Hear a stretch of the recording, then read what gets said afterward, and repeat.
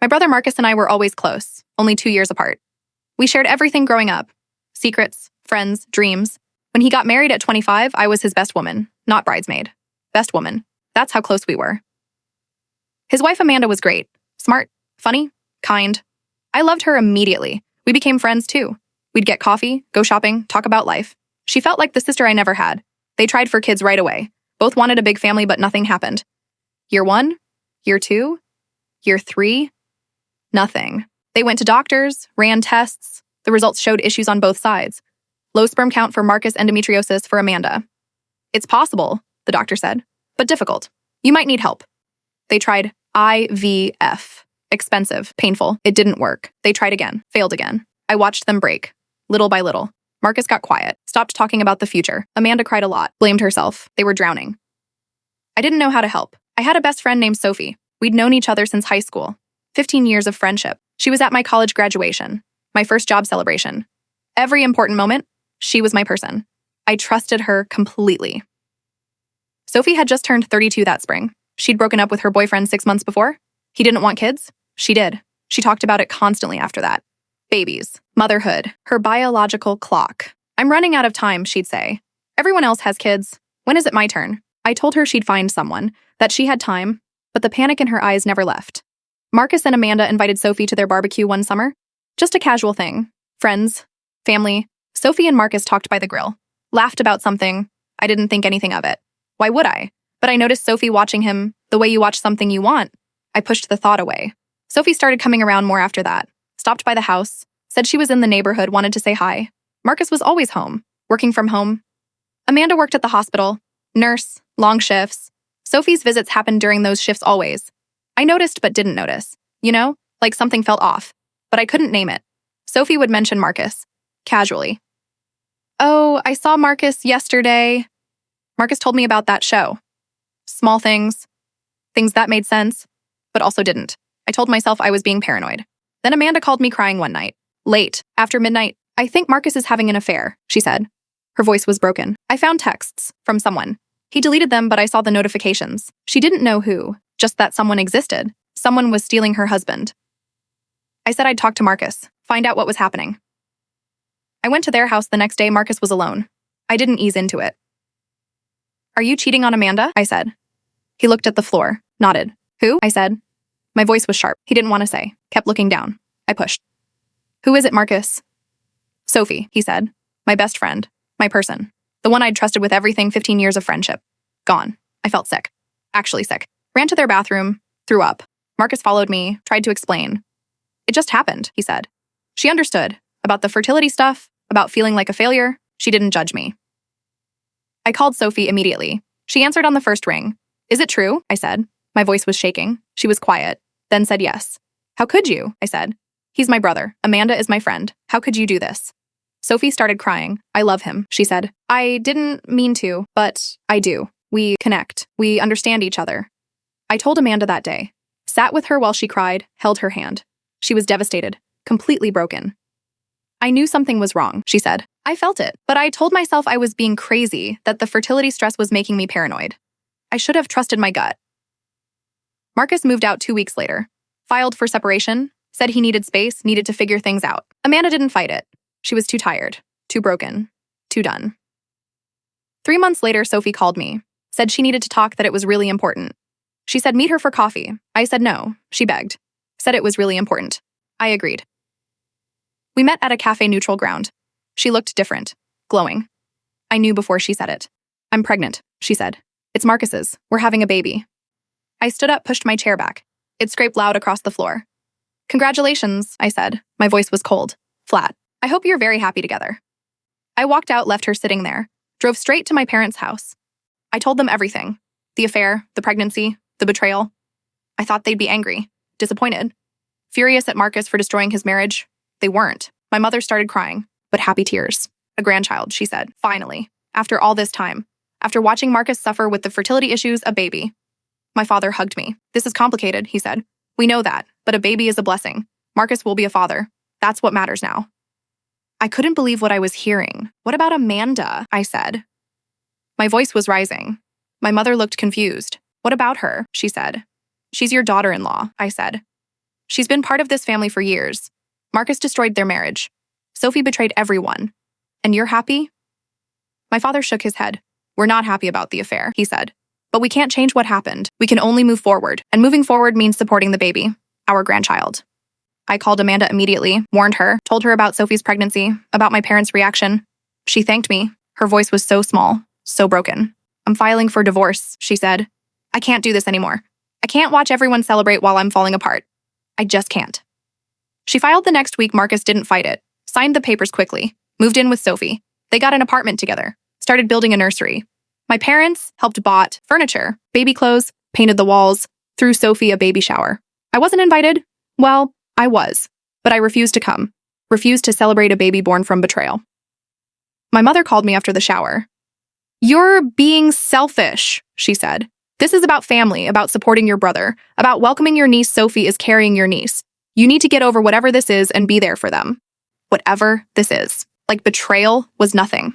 Like destroying a marriage was fine. I stopped talking to my parents, stopped going to family dinners, stopped answering calls. Marcus tried to reach out, left voicemails. I miss you, he said. I know I messed up. But this is happening. The baby is coming. I need my sister. Please. But I couldn't. I just couldn't forgive what he'd done, Amanda, and I stayed close. Closer than before. She moved to a new apartment, started therapy. I helped her pack, helped her move. Was there for her when nobody else was. She was healing, slowly, day by day. Thank you, she said one day. For not abandoning me, for seeing that what they did was wrong, for staying when everyone else left. Sophie had a baby girl in December, Lily. My parents sent photos, dozens of them. Marcus holding her, Sophie smiling, grandparents beaming. They looked like a perfect family, like nothing bad had happened, like Amanda never existed, like marriages didn't matter. I deleted every photo, blocked the group chat, couldn't watch it anymore. 2 years passed. I didn't attend Lily's first birthday, didn't send gifts, didn't acknowledge her existence. My parents stopped calling, said I was being unreasonable, that I needed to grow up. That family was family. Not all family, I said. Some people stop being family when they choose to hurt people, when they celebrate the hurt. Then Amanda called me one morning. She sounded different, lighter, happy. I have news, she said. I met someone. His name is David. He's wonderful, patient, kind. Everything Marcus wasn't. And I'm pregnant. 12 weeks. We just heard the heartbeat. I screamed. Actually screamed with joy. Amanda, that's amazing. I said, I'm so happy for you. You deserve this. You deserve everything. She invited me to dinner to meet David. He was great, quiet, kind, gentle. Adored Amanda. You could see it. The way he looked at her, the way he held her hand, protected her. I never thought this would happen, Amanda said. After everything, after all the doctors saying it was nearly impossible, after all the failed IVF attempts. But here we are. It just happened. Naturally. I said how amazing that was. She smiled. Sad, but also happy. My new doctor explained something, she said. The repeated IVF attempts, they actually made things worse. Created scar tissue, damaged my uterus, made it harder to conceive. She said if we just stopped, let my body heal, given it time to recover from all the hormones and procedures, it might have happened naturally years ago. Something clicked in my head. Wait, I said. So the IVF, it was making it harder, not helping. Amanda nodded. Yeah, she said. My new doctor was shocked we kept trying so many times, said we should have let my body rest between attempts. But Marcus's doctor kept pushing, said we needed to keep trying while we were young, that waiting would make it worse. I said how amazing that was. She smiled, sad but also happy. My new doctor explained something, she said. The repeated IVF attempts, they actually made things worse, created scar tissue, damaged my uterus, made it harder to conceive. She said if we just stopped, let my body heal, given it time to recover from all the hormones and procedures, it might have happened naturally years ago. Something clicked in my head. Wait, I said. So the IVF, it was making it harder, not helping. Amanda nodded. Yeah, she said. My new doctor was shocked we kept trying so many times, said we should have let my body rest between attempts. But Marcus's doctor kept pushing, said we needed to keep trying while we were young. That waiting would make it worse. I thought about Marcus, about Sophie, about Lily, about how desperate Marcus had been for a baby, how that desperation destroyed his marriage, led him to Sophie, to betrayal. And all along it might have worked with Amanda. If they just stopped, just waited, just healed. Amanda had her baby in August, a boy. They named him James. I was at the hospital, held him minutes after he was born. He was perfect, tiny, beautiful. Amanda was glowing, happy, healed in every way. David was crying, happy tears. Thank you, Amanda said to me, for sticking by me. for being there when nobody else was. I wouldn't have made it without you. My mother found out through a mutual friend, someone who'd seen Amanda at the hospital. Mom called me from an unknown number. I answered before realizing. You were at Amanda's baby shower, she said. Her voice was tight, angry. You're supporting her, but not your own brother? I took a breath. Amanda didn't destroy a marriage, I said. Amanda didn't betray anyone. Yes, I'm supporting her. She deserves support. My mother went quiet. Marcus is struggling, she said. With Lily, with fatherhood. It's been hard. He thought having a baby would fix everything, but it hasn't. He's exhausted. Sophie is overwhelmed. They're fighting constantly. He asks about you. Wonders why you won't talk to him. Why his own sister abandoned him. He knows why, I said. My voice was steady, cold, and I'm not changing my mind. He made his choices. You made yours. I made mine. I hung up. Blocked that number too. Went back to Amanda's house. Helped with James. Made dinner. Was present for the family that mattered. The family that was built on love, not betrayal. When Lily was 3, Sophie called me. I don't know how she got my number. Please, she said. Her voice was desperate, scared. I need help. Lily needs heart surgery. VSD, they called it a hole in her heart. It's small, but they need to fix it. They're running genetic tests, pre-op screening. They need family medical history from both sides. Marcus can't remember everything. We need your parents' information. Heart conditions? Anything genetic? I gave her what I knew briefly, coldly. Medical facts only. Thank you, Sophie said, then paused. I know you hate me, she said. I get it. What we did was wrong, but Lily is innocent. She's just a kid. She didn't ask for any of this. I knew she was right. I hope she's okay, I said, then hung up. The surgery went fine. Lily recovered well. But something came up during the pre-op genetic screening. The blood work. The family history they were building. Things weren't adding up, genetic markers that didn't match what they expected. The doctor called Marcus in for a meeting before the surgery. We need to discuss something, the doctor said. The genetic panel. We test for various markers. Make sure anesthesia is safe. Check for hereditary conditions. But your daughter's results? They're not consistent with your genetic profile, or your parents, at all. Marcus didn't understand. What does that mean? He said. The doctor looked uncomfortable. It means she doesn't share your DNA markers, he said, which suggests, well, you should consider a paternity test before we proceed, because if she's not biologically yours, we need to know her biological father's family history matters, for the surgery, for her health. Marcus demanded a paternity test. Sophie tried to refuse, got defensive. Angry. Said it was insulting. That, of course, Lily was his. He'd raised her for 3 years. How dare he question it? Marcus said he needed to know for Lily's medical safety. For everything. Sophie finally agreed. The court ordered it as part of the pre-surgical work. The results came back 3 days later. Not his. Lily wasn't Marcus's daughter. Sophie admitted everything then. She'd been seeing someone else. Her ex-boyfriend. On and off the whole time she was with Marcus. She didn't know who the father was. Hoped it was Marcus. Wanted it to be Marcus. So she chose him. Chose the lie. My father called me 2 weeks later. We need to talk, he said. His voice was strange, flat, empty. About what? I said. I hadn't spoken to him in 3 years. Can you come over? He said. I said no. Then I'll come to you, he said. He arrived an hour later. Sat on my couch. Looked older. Then I remembered. Lily isn't Marcus's daughter, he said. Just like that. No warning. The genetic testing. For the surgery. They found it. Marcus demanded a paternity test. Sophie finally admitted it. Some guy she was seeing. On and off. She didn't know who the father was. Thought it was Marcus. Hoped it was Marcus, lead to everyone for 3 years. I sat there. Stunned. Whose is she? I said. My father shook his head. Some ex-boyfriend. Guy named Tyler.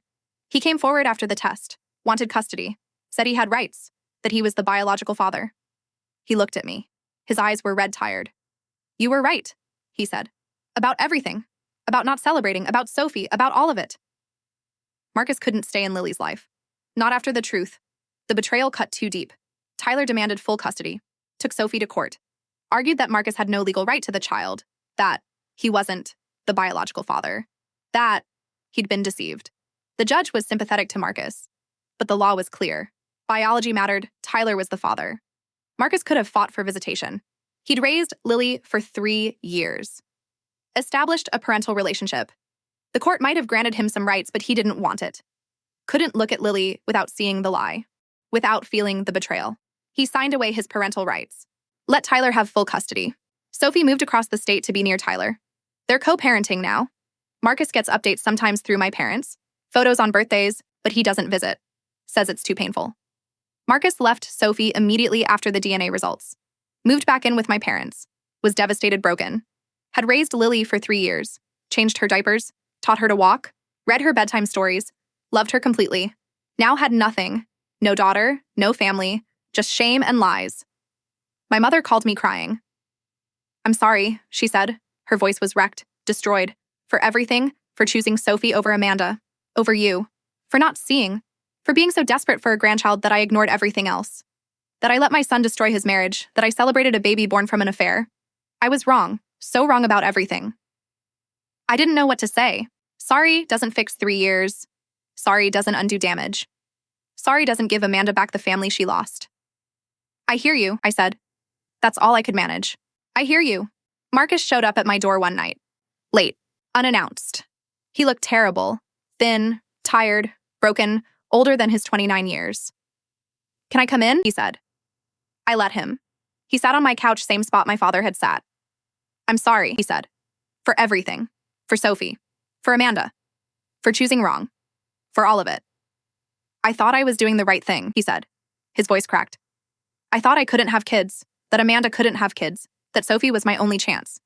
I was so desperate, so broken, I made the worst choice possible. Destroyed the best thing I had. For nothing." He looked at me. "I heard through Mom, about Amanda, that she had a baby with someone else, a boy named James." I nodded. Didn't say anything. "So it wasn't her," he said. "It was me, my low sperm count. And I destroyed everything, blamed her, left her, chose Sophie. For nothing. For a child that wasn't even mine." I didn't disagree, because it was true.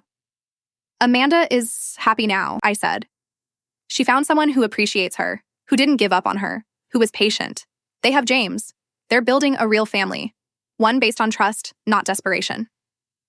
Marcus nodded, tears running down his face. "I'm glad," he said. "She deserves that. She deserves everything I couldn't give her." Marcus said he was in therapy now, working through things, trying to understand why he made the choices he made. Why desperation led him to betrayal. "Will you ever forgive me?" He said I didn't know. Maybe someday. But not now. The wound was too fresh. Too deep. "I don't know," I said. Honest. "Maybe. Eventually. But not now." He nodded. "Understood. Fair enough," he said. "I'll keep working on myself. Keep trying to be better. Maybe someday you'll see that I've changed.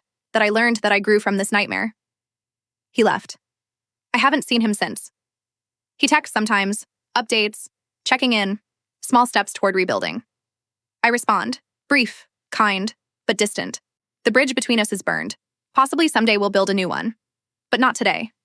My parents asked if they could meet James, Amanda's son, make amends, try to show they'd changed, that they understood now. Amanda said no. Not yet. Maybe never. "They chose Sophie over me," she said. "Celebrated my husband's affair baby. Threw her a shower while I cried. Alone. I don't owe them anything. Not forgiveness. Not access to my son. Nothing." I told my parents. They accepted it. Finally understood that consequences have weight, that choices matter, that you can't unbreak trust. "We understand," my mother said. "We made our bed. We have to lie in it. We just hope maybe someday, perhaps when James is older, he'll want to know us. And if not, that's okay too. That's what we deserve." James is 2 now. Happy, healthy, smart, loves trucks and books. Amanda and David got married last year. Small wedding, beach ceremony. I was maid of honor. It was beautiful. Everything her first wedding wasn't. Real, honest, built on trust and patience and love. They're trying for another baby now, naturally. No IVF, no doctors pushing, just hope and time. I talk to Marcus occasionally, brief texts. He's dating someone new, taking it slow. Being honest this time, about his past, his mistakes, his therapy. "I learned the hard way," he texted last month. "That desperation makes you do terrible things, that shortcuts always cost more than you think. That trust is everything." My parents are trying. Slowly, carefully. They respect my boundaries now. Don't push. Don't demand. Send birthday cards for James through me. Let Amanda decide everything. "We understand," my mother said. "We made terrible choices. We hurt people we love. We have to live with that. Furthermore, we just hope someday we can earn back some small piece of what we lost." The truth is, I miss my brother, miss the closeness we had. Miss the family we were before everything fell apart. But I can't unsee what happened. Can't forget how they treated Amanda. How they chose the wrong side. How they celebrated a baby born from betrayal while an innocent woman suffered alone. How they called me selfish for supporting her, So I've built something different. Smaller, chosen, Amanda, David, James, Ryan, my boyfriend of 2 years, his family, my close friends, the people who show up who choose right over easy, who don't justify wrong because it benefits them. It's not the family I wanted, not the big happy clan I grew up in, but it's the family that's real, the family that matters. Some days I wonder if I'm too harsh, too unforgiving. If people deserve second chances, if family means anything anymore, if blood should count for something. But then I remember Amanda's face, when she found out about Sophie's pregnancy, about my parents' reaction, how alone she felt, how betrayed, how destroyed. And I know I made the right choice. Life is complicated. Family is complicated. Sometimes the people who should love you fail you. Sometimes you have to choose between blood and what's right. I selected right. Maybe that makes me cold. Perhaps that makes me harsh. Maybe that makes me judgmental. But it also makes me someone who shows up, who stays, who doesn't abandon people when it's convenient, who doesn't celebrate harm because it gives me what I want. And that's worth something. That has to be worth something. In a world where people constantly choose easy over right, where families enable harm because facing truth is hard, where desperation justifies betrayal, standing firm matters, choosing right matters, being there for the people who were wronged matters.